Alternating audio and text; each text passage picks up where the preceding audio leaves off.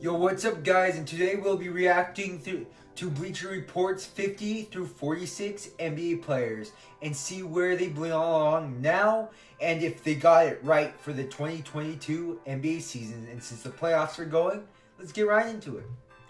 Number 50, 50 through 46, Anthony Edwards. This man had the most insane shot in NBA playoffs. They did choke a bunch of those games. Choked a bunch of 20-point leads, but this man played really well in the playoffs. If it wasn't for John Morant, they probably would have won in 6 or 7 because of that buzzer beater. And also they blew a bunch of 20-point leads in the fourth and at home and a bunch of stuff. Anthony Edwards, highest rank, 35. Probably around 35, 40. I don't think he's a top 20 player yet. He could be next year. 50 in hindsight is pretty low. I wonder. Oh, I see someone else. That's crazy, actually. 49 Marcus Smart, but Anthony Edwards. For early season, we didn't know exactly what was going to happen. He was a 2020 number 1 overall pick. He had a good rookie year last year. We didn't know exactly how much he would improve. So yeah, I think 50 was a right spot at the time. In hindsight, he should have been probably a little higher. But let's see who's in front of him. Marcus Smart, Boston Celtics, 49. I don't know if he should be, of course he was Defensive Player of the Year, but I don't know if he should have been in front of Anthony Edwards in hindsight. But I think you could make a case because he did win Defensive Player of the Year, and the Celtics went from earlier this year bottom feeder, and now they're well, I think the Bucks Celtics series is going to go to Game 7. So I think Marcus Smart, in hindsight, he probably shouldn't be 50, but around 40 to 50 range, I think that's reasonable. Fred VanVleet over Marcus Smart. Oh, I don't actually that. Fred VanVleet is a really good offensive player, and he had a really great season for the Toronto Raptors, and they played really well, but they got exposed in the playoffs by the Sixers, and the Sixers they're down in the series against Miami. But yeah, I can see Fred VanVleet earlier this year over Marcus Smart. In hindsight, I think Marcus Smart has played better just because of his defensive impact, and since the Raptors have Scotty Barnes, who's looking like next Giannis or something. Pascal Siakam, who had an All-NBA type year.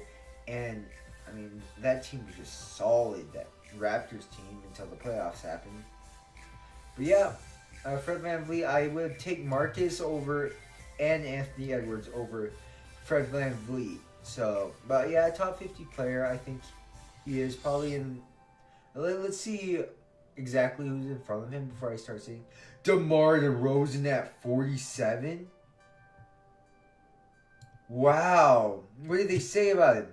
3 seasons in San Antonio saw DeRozan's assist spike to a career high, 6.9 per game in 2021 to 21. His willingness to share the rock should serve him well in Chicago, where he and Nikola Vucevic will play supporting roles alongside Zach LaVine. That's crazy to think in hindsight because he was the best player for the Chicago Bulls this year. Zach LaVine was amazing, but it was DeMar DeRozan who got them to that 6th seed in the playoffs. He wasn't that good. He did drop 40 points, or close to it, but in hindsight, 47 is really low. He should be a top 20 to 30 player now. Let's see who's ranked in front of him. John Collins. Wow, he had a disappointing season this year for the Atlanta Hawks, especially when he got that brand new $125 million contract. Familiar role with the Hawks. He was really disappointing, and that's why the Hawks were really disappointing this year. And Trae Young had to carry him, and then he got exposed in the playoffs. He didn't do anything in the playoffs. He couldn't because he wasn't new, but hindsight, they probably shouldn't be paying him 125. I take DeMar, Fred, Marcus, and 8 Anthony Edwards over John Collins at this point. Let's go to, might as well go to 45 to 41. Tobias Harris over. Ooh, I don't know. This man has had some good games in the playoffs for making $36 million a year, 13th highest salary in the NBA. I think he's been extremely disappointing for the Sixers because he was supposed to be the second best player since Ben Simmons was out, and then they went and traded for James Harden, obviously, which I don't know about you, but I feel like that was a bust of a move. But over John, even John, I think he is better than John Collins, so I'd take him over John Collins. DeMar DeRozan, way better than him. Fred, better. Marcus Smart, obviously Defensive Player of the Year. John Collins was supposed to be a good defender this year for the Hawks. Hawks were atrocious at defense. Anthony Edwards, obviously better than Tobias Harris. That's insane. That's crazy. Mike Conley.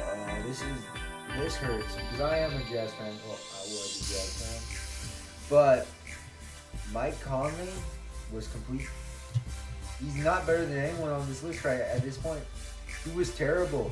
The Jazz went on that 11 game losing streak in 13 games, and he was completely awful. Especially making $25 million a year to be atrocious at defense and really inconsistent on offense.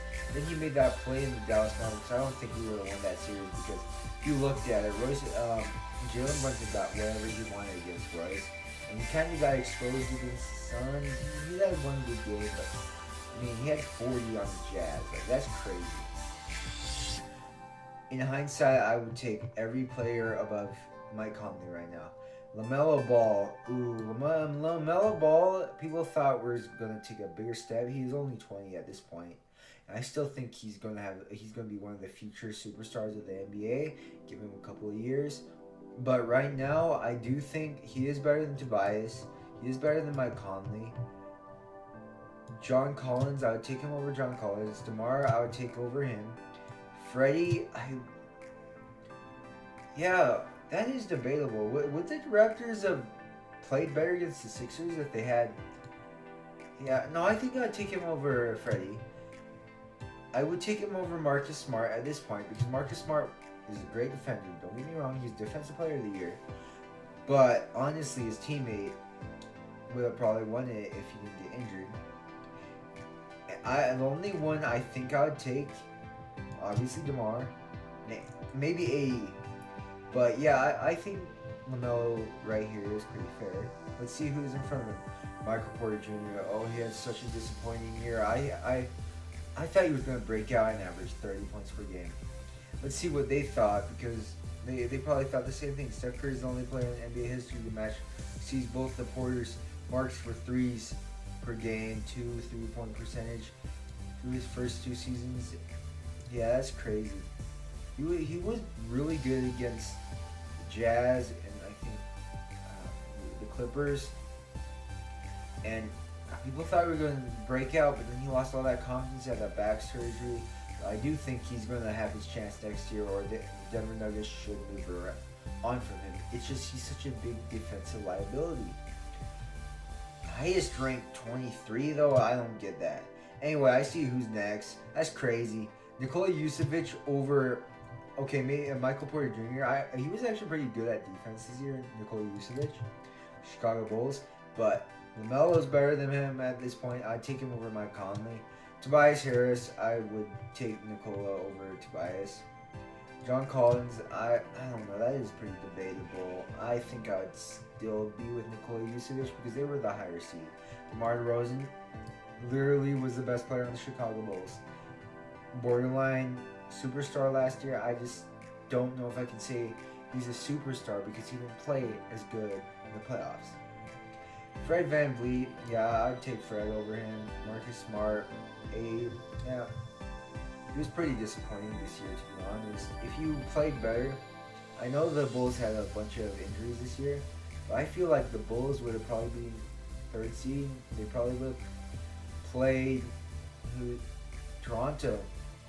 I don't know. That would have been an interesting series to me if they were fully healthy.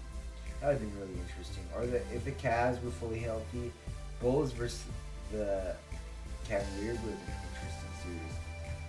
Oh, but yeah, I don't think he's top 50 player in the NBA. Okay, oh, that's pretty good. Fox is right here. Anyway, hopefully you guys like like this video, and maybe I'll do more if this does well.